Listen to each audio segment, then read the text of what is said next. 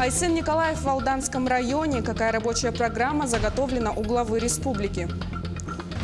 Найден сальмонеллез на Нерюнгринской птицефабрике. Стоит ли опасаться куриной продукции? Оскар для создателей известного телесериала «Игра престолов». Якутские фанаты готовят подарок для кумиров.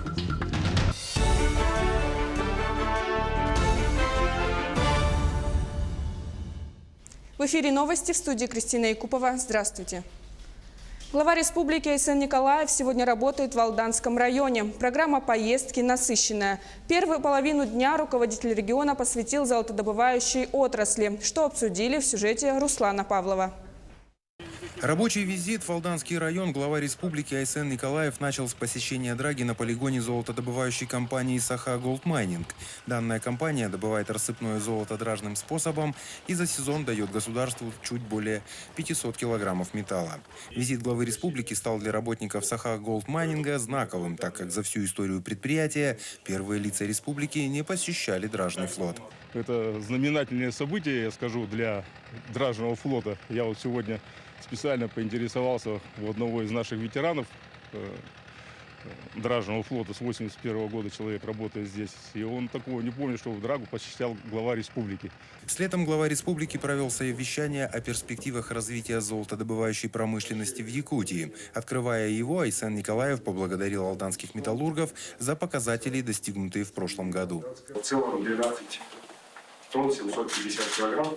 То, что не докладывают, это, конечно же, исторический максимум. Хотел бы поэтому от имени руководства республики сегодня выразить благодарность всем золотопромышленникам Алданского района за ударную работу и за очень хорошие, серьезные достижения. Большое вам спасибо. На совещании были подняты вопросы подготовки кадров, экологии и методов наращивания объемов производства. Вторую половину дня руководство республики посвятит вопросам реализации программы по переселению из аварийного жилья. Руслан Павлов, Сергей Шипачев, Александр Лукин, Алдан.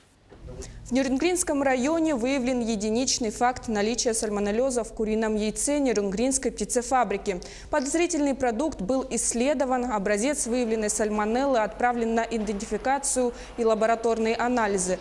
Отдел Роспотребнадзора в Нерюнгринском районе отмечает, что сальмонелла выявлена только в яичной продукции. Проводится проверка. В отношении мяса кур и субпродуктов опасности нет. Что касается продажи яиц и остальной продукции Нерюнгринской птицефабрики в торговой сети, то ограничительных мер не вводилось. Как отмечают санитарные врачи, при употреблении в пищу яичной продукции необходимо соблюдать правила гигиены и термической обработки. Да, у нас были выявлены подозрительные продукты, подозрительное яйцо в Нерюнгринской птицефабрике при расследовании случая сальмонеллеза на территории Нерюнгринского района, единичного случая. И подозрительное яйцо, значит, было исследовано, и выявленная сальмонелла отправлена сейчас в референс-центр для идентификации и проведения дальнейших лабораторных исследований. В отношении птицефабрики сейчас проводится эпидемиологическое расследование для установления фактов ухудшения пищевого сырья. И в целях профилактики сальмонеллеза на территории района временно введены ограничения использования яйца в Нерюнгринской птицефабрике в организованных детских коллективах. А в Алданском районе около 300 килограммов зараженной курицы могли попасть на кухни детских садов. Информация об этом поступила из управления ветеринарии Санкт-Петербурга. Они сообщили, что на территорию Алданского района поступила продукция замороженного мяса птицы. Всего же в Якутию поступило более 500 килограмм тушек «Наша птичка», произведенных в Тамбовской области. Предприниматель, который занимался доставкой, был поставлен в известность. Продукция изъята как из детских садов, так и из оборота торговых сетей. В отношении продукции обеспечено изолированное хранение, отобраны удвоенные пробы мяса птицы для проведения усиленного лабораторного контроля. Тяжело больным людям окажут комплексную помощь на дому. Правительственный законопроект Госдума России приняла в окончательном чтении.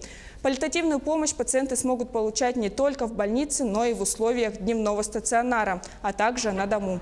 Ранее в своем послании Федеральному собранию президент России Владимир Путин дал поручение как можно быстрее завершить работу над этим законопроектом. По его словам, в паллиативной помощи нуждается до 800 тысяч человек. Паллиативная помощь будет оказываться в каждом регионе. Людей бесплатно обеспечат необходимыми обезболивающими и медицинскими препаратами. Тем самым они смогут дома рядом со своими близкими получать всю необходимую поддержку, как медицинскую, так и психологическую.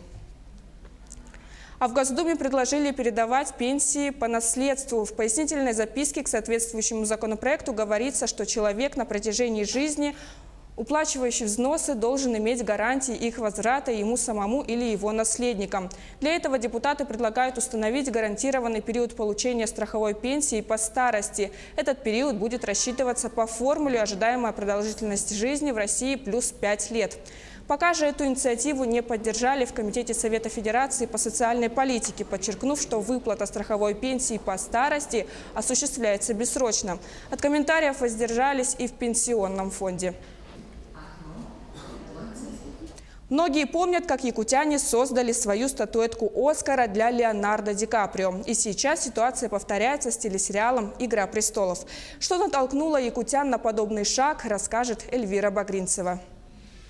Якутские поклонники «Игры престолов» еще не знают о развязке сериала, но надеются, что их любимый герой дойдет до хэппи-энда. Мы очень надеемся, что там хотя бы он выживет, потому что там реально все умерли. Финал сериала близко, а значит, надо поторопиться с благодарностью создателям и подарить им якутский народный «Оскар». Подобно тому, что девушке вручили Леонардо Ди Каприо. Мастерить статуэтку будут в той же мастерской, где зародилась идея «Оскара для Лео». Тогда поклонницы Ди Каприо объединились в творческую команду. Девушки организовали сбор серебра и золота для создания народного «Оскара» актеру. Теперь уникальная статуэтка будет с национальными атрибутами. Авторы предлагают использовать различные материалы, в том числе и драконье стекло. Ну, оно сделано с любовью, с якутскими горячими сердцами. Будет атрибутика некая якутская. Первая статуэтка «Оскар для Лео» получила имя Элляй, говорящий со звездами. В этот раз тоже будет Элляй, но максимально приближенный к образу Джона Сноу. Решили придать ему стилистику «Игр престолов» и решили сделать его в плаще вороны, потому что у нас есть стена, и как бы он страж стены, охраняющий человечество от ведущего холода. Они верят, что Ленские столбы – это прообраз стены в сериале. В «Игре престолов» ее стережет Джон Сноу. А хранитель стены в Якутии – их Элляй. Он спасет всех от тотальной зимы и сил зла. Последняя серия 7-го сезона закончилась тем, что белые ходаки подошли к этой стене и стоят возле этой стены. А мы хотим сказать, что мир без паники. Стена стоит и будет стоять, пока здесь живем мы. По мнению экспертов, это сходство должно привлечь туристов в республику. А когда появится Элляй Джон Сноу, запросы в интернете о Якутии увеличатся в несколько раз. Так что туроператорам пора готовить экскурсии к Ленским столбам. Совсем скоро статуэтка будет готова для того, чтобы вручить ее создателям «Игры престолов». Кто, как не мы, северяне, настоящие якутские фанаты, должны обязательно поблагодарить создателей этого увлекательного фэнтези. Кстати, «Оскар для Лео» Ди Каприо получил. В марте 2017 года актер известил об этом весь мир через свой официальный инстаграм. Ди Каприо опубликовал фото якутского «Оскара» и написал слова благодарности. Ну что ж, теперь будем следить за реакцией создателей сериала «Игры престолов». Эльвира Багринцева, Анна Криволапова. Новости 360. Это были новости в прямом эфире. Еще больше новостей на наших сайтах як24.ру и nvk-online.ru. Не переключайтесь.